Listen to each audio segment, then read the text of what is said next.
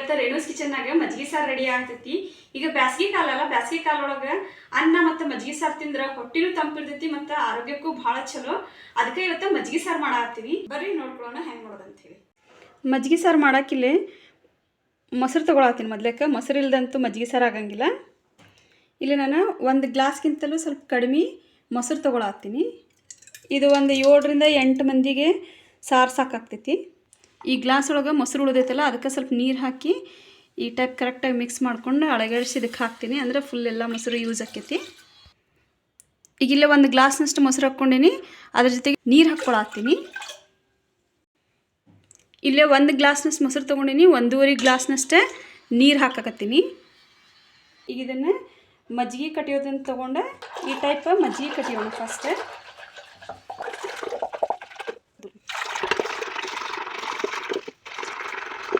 ಇಲ್ಲಿ ಮಜ್ಜಿಗೆ ರೆಡಿ ಆಗಕತ್ತಾವ. ಈಗ ಈ ಟೈಪ್ ಒಂದು 3ರಿಂದ 4 ನಿಮಿಷ ನೀವು ಮಜ್ಜಿಗೆ ಕಟ್ಟಿದ್ರಿ ಅಂದರೆ ಮಜ್ಜಿಗೆ ಕರೆಕ್ಟಾಗಿ ರೆಡಿ ಆಗ್ತಾವೆ. ಇದಕ್ಕೀಗ 1 ಟೀ ಸ್ಪೂನಷ್ಟು ಉಪ್ಪು ಹಾಕಾಕತ್ತೀನಿ, ರುಚಿಗೆ ತಕ್ಕಷ್ಟು. ಈಗ 1 ಟೀ ಸ್ಪೂನ್ ಹಾಕಿನಿ. ಇನ್ ಕೇಸ್ ಕಡಿಮೆ ಅನ್ನಿಸ್ತಂದ್ರೆ ಇನ್ನೊಂದು ಸರಿ ಹಾಕ್ಕೊಳ್ಳೋಣಂತೆ. ಮತ್ತು ಸ್ವಲ್ಪ ಮಜ್ಜಿಗೆ ಕಟ್ಟಿತೀನಿ. ಇದನ್ನು ಇಲ್ಲೇ ಸಪ್ಪಂದ ಮಜ್ಜಿಗೆ ರೆಡಿ ಆಗೈತಿ. ಈಗ ಇದನ್ನು ಸ್ವಲ್ಪ ಸೈಡಿಗೆ ತೆಗೆದಿಡಾತೀನಿ. ಇಲ್ಲಿ ನಾನು 1 ದೊಡ್ಡ ಬೆಳ್ಳುಳ್ಳಿನ ಸುಲಿದಿಟ್ಕೊಂಡಿನಿ, ಅದನ್ನು ತೊಗೊಳತ್ತೀನಿ. ಅದ್ರ ಜೊತೆಗೆ ಸ್ವಲ್ಪ ಹಸಿ ಶುಂಠಿನೂ ತೊಗೊಳತ್ತೀನಿ. 1 4 ಮೆಣಸಿನ್ಕಾಯಿ ತೊಗೊಳತ್ತೀನಿ ಹಸಿದು. ಒಂದಿಷ್ಟು ಪುದೀನ ತೊಗೊಂಡಿನಿ, ಇಷ್ಟು ಕೊತ್ತಂಬರಿ ತೊಗೊಂಡಿನಿ. ಈಗ ಇದನ್ನೆಲ್ಲ ಕರೆಕ್ಟಾಗಿ ಕುಟ್ಕೊಳ್ಳೋಣ. ಇಲ್ಲಿ ನಾನು ಕುಟ್ಟೆನ ಮಾಡಿರ್ತೀನಿ ಎವ್ರಿ ಟೈಮ್. ಈ ಟೈಪ್ ಕುಟ್ಟಿ ಮಾಡೋದ್ರಿಂದ ಭಾಳ ಟೇಸ್ಟ್ ಅನಿಸ್ತೈತಿ. ನೀವು ಡೈರೆಕ್ಟಾಗಿ ಮಿಕ್ಸಿಗೆ ಹಾಕಿ ಪೇಸ್ಟ್ ಮಾಡಿ ಹಾಕಿದ್ರೆ ಅಷ್ಟೊಂದು ಟೇಸ್ಟ್ ಆಗಂಗಿಲ್ಲ. ಯಾಕಂದ್ರೆ ಮಜ್ಜಿಗೆ ಸಾರಲ್ಲ ಇದು. ಇದಕ್ಕೆ ಸ್ವಲ್ಪ ಇದು ರಫಾಗಿ ಕುಟ್ಕೋರಿ, ಅಷ್ಟು ಫುಲ್ ಫೈನ್ ಪೇಸ್ಟ್ ಮಾಡ್ಕೊಬೇಡ್ರಿ. ಅಂದಾಗ ಮಜ್ಜಿಗೆ ಸಾರು ಮಸ್ತ್ ಟೇಸ್ಟ್ ಬರ್ತೈತಿ. ಈ ಸಾರಂತೂ ನಂದು ಆಲ್ ಟೈಮ್ ಫೇವ್ರೇಟ್. ಇಲ್ಲಿ ಕುಟ್ಟಾಕಂತೂ ಭಾಳ ಹಿಡಿಯಂಗಿಲ್ಲ. 1ರಿಂದ 2 ನಿಮಿಷ ಒಳಗಿದೆ ರೆಡಿ ಆಗಿಬಿಡ್ತೈತಿ ಪೇಸ್ಟ್. ಅಷ್ಟು ಫುಲ್ ಫೈನ್ ಪೇಸ್ಟ್ ಮಾಡ್ಕೊಬೇಡ್ರಿ. ನಾರ್ಮಲಾಗಿ ಸ್ವಲ್ಪ ಜಜ್ಕೊಂಡ್ರೆ ಸಾಕು. ಇಲ್ಲಿ ನೋಡ್ರಿ, ನಾನು ಮಜ್ಜಿಗೆ ಸಾರಿಗೆ ಮಸಾಲೆ ಏನು ಬೇಕಲ್ಲ ಆ ಮಸಾಲೆಗೆ ರೆಡಿ ಮಾಡಿಟ್ಕೊಂಡಿನಿ. ಈ ಮಸಾಲೆನ ಇಲ್ಲಿ ಮಜ್ಜಿಗೆಗೆ ಹಾಕಾಕತ್ತೀನಿ. ಇಲ್ಲೇನು ಮೊದಲ ಮಜ್ಜಿಗೆ ಕಡದಿಟ್ಕೊಂಡಿದ್ದಲ್ಲ ಆ ಮಜ್ಜಿಗೆಗೆ ಹಾಕಾಕತ್ತೀನಿ. ಈಗ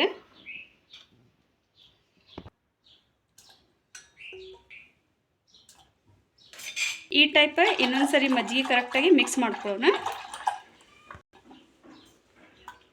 ಇಲ್ಲಿ ನಾನು ಇದಕ್ಕೆ ಉಪ್ಪು ಖಾರ ಸ್ವಲ್ಪ ಟೇಸ್ಟ್ ಮಾಡ್ತೀನಿ. ಈಗ ಸ್ವಲ್ಪ ಇಲ್ಲಿದಕ್ಕೆ ಉಪ್ಪು ಖಾರ ಮಸಾಲೆ ಎಲ್ಲ ಕರೆಕ್ಟಾಗಿ ಆಗೈತಿ.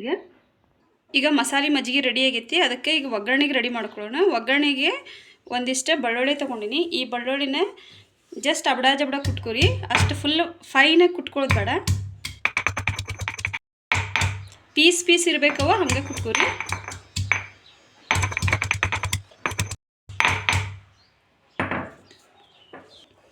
ಈ ಟೈಪ್ ಕುಟ್ಕೊಂಡೇನೀಗ.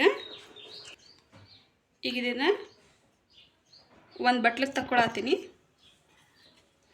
ಈಗ ಇದನ್ನು 1 ಬಟ್ಲಿಗೆ ತಕ್ಕೊಂಡೆ. ಇಲ್ಲಿ ಒಗ್ಗರಣೆಗೆ 1 ಸಣ್ಣ ಬಾಳಿಗೆ ತೊಗೊಂಡೀನಿ. ಈಗ ಸಣ್ಣ ಬಾಳಿಗೆ ಒಳಗೆ ಒಂದಿಷ್ಟು ಒಗ್ಗರಣೆಗೆ ಎಣ್ಣೆ ತೊಗೊಂಡೀನಿ. ಈಗ ಎಣ್ಣೆ ಕಾಯಕತ್ತೈತಿ. ಈಗ ಎಣ್ಣೆ ಕಾದೈತಿ. 1 ಟೀ ಸ್ಪೂನಷ್ಟು ಸಾಸಿವೆ ಹಾಕಾಕತ್ತೀನಿ.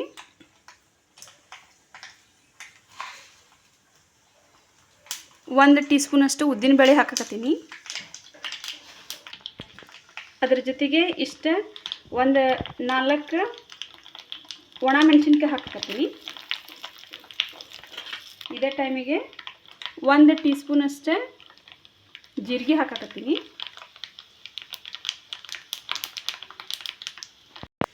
ಇದ್ರ ಜೊತೆಗೆ ಈಗೇನು ಕುಟ್ಟಿಟ್ಕೊಂಡಿದ್ದಲ್ಲ ಬೆಳ್ಳುಳ್ಳಿ, ಆ ಬೆಳ್ಳುಳ್ಳಿ ಹಾಕಾಕತ್ತೀನಿ. ಇದ್ರ ಜೊತೆಗೆ ಕರಿಬೇವು ಹಾಕಾಕತ್ತೀನಿ. ಎಲ್ಲ ಪಟ್ 1 ಮಿನಿಟ್ನಾಗ ಹಾಕಿಬಿಡ್ರಿ, ಇಲ್ಲಾಂದ್ರೆ ಹೊತ್ತಿ ಬಿಡ್ತೈತಿ ಒಗ್ಗರಣೆ.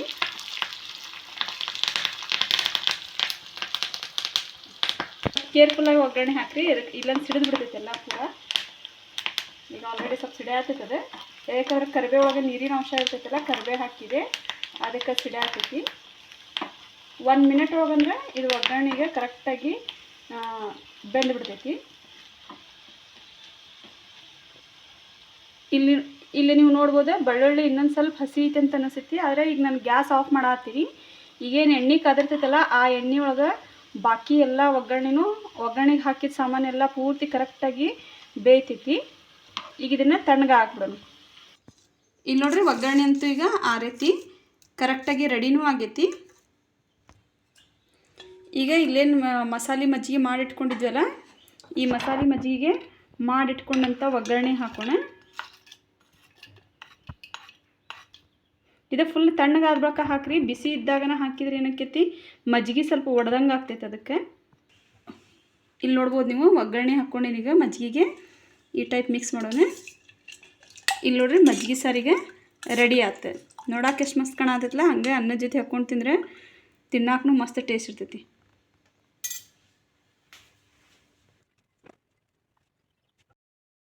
ಇಲ್ಲಿ ನೋಡ್ರಿ ಬಿಸಿ ಅನ್ನದ ಜೊತೆಗೆ ಮಜ್ಜಿಗೆ ಸಾರಿದ್ರೆ ಮಸ್ತ್ ಟೇಸ್ಟ್ ಅನಿಸ್ತೈತಿ ತಿನ್ನಕ್ಕೆ. ಇಲ್ಲಿ ನೋಡ್ರಿ ಬಿಸಿ ಅನ್ನ ಮತ್ತು ಮಜ್ಜಿಗೆ ಸಾರು ಹಾಕ್ಕೊಂಡು ಉಣ್ಣಾಕ ಮಸ್ತ್ ಟೇಸ್ಟ್ ಅನಿಸ್ತೈತಿ. ನನಗಂತೂ ಬ್ಯಾಸ್ಗೆ ಒಳಗೆ 3 ಹೊತ್ತು ಅನ್ನ ಮಜ್ಜಿಗೆ ಸಾರು ಇದ್ರೂ ನಡಿತೈತಿ. ಭಾಳ ಟೇಸ್ಟ್ ಅನಿಸ್ತೈತಿ ತಿನ್ನಕ್ಕೆ, ಹೆಲ್ತಿಗೂ ಭಾಳ ಚಲೋ. ನೀವು ಒಂದು ಟೈಮ್ ಈ ಟೈಪ್ ಮಜ್ಜಿಗೆ ಸಾರು ಮಾಡ್ಕೊಂಡು ಉಣ್ರಿ. ಇದು ಅನ್ನದ ಜೊತೆನೂ ಚಲೋ ಅನಿಸ್ತೈತಿ, ಮತ್ತು ನೀವು ಊಟದ ಜೊತೆಗೆ ಬೇರೆ ಚಪಾತಿ ರೊಟ್ಟಿ ಜೊತೆಗೂ ಚಲೋ ಅಂತ ಅನಿಸ್ತೈತಿ. ಇಲ್ಲ ಹಂಗೆ ಕುಡಿಯಾಕೂ ಮಸಾಲೆ ಮಜ್ಜಿಗೆ ಮಸ್ತ್ ಅನಿಸ್ತೈತಿ. ವಾವ್, ಮಸ್ತ್ ಟೇಸ್ಟ್ ಬಂದೈತೆ ನೋಡ್ರಿ. ನಾ ಹಾಕೋ ವಿಡಿಯೋಸ್ ನಿಮಗೆ ಇಷ್ಟ ಆಗಿದ್ರೆ ಲೈಕ್ ಮಾಡಿರಿ, ಶೇರ್ ಮಾಡಿರಿ ಮತ್ತು ಸಬ್ಸ್ಕ್ರೈಬ್ ಮಾಡೋದನ್ನು ಮರೆಯಾಕೋಬೇಡ್ರಿ. ಸಬ್ಸ್ಕ್ರೈಬ್ ಮಾಡೋದ್ರಿಂದ ನಾ ಹಾಕೋ ಎಲ್ಲ ರೆಸಿಪಿ ವಿಡಿಯೋಸು ನೀವು ಈಸಿಯಾಗಿ ನೋಡ್ಕೋಬೋದು. ಧನ್ಯವಾದಗಳು.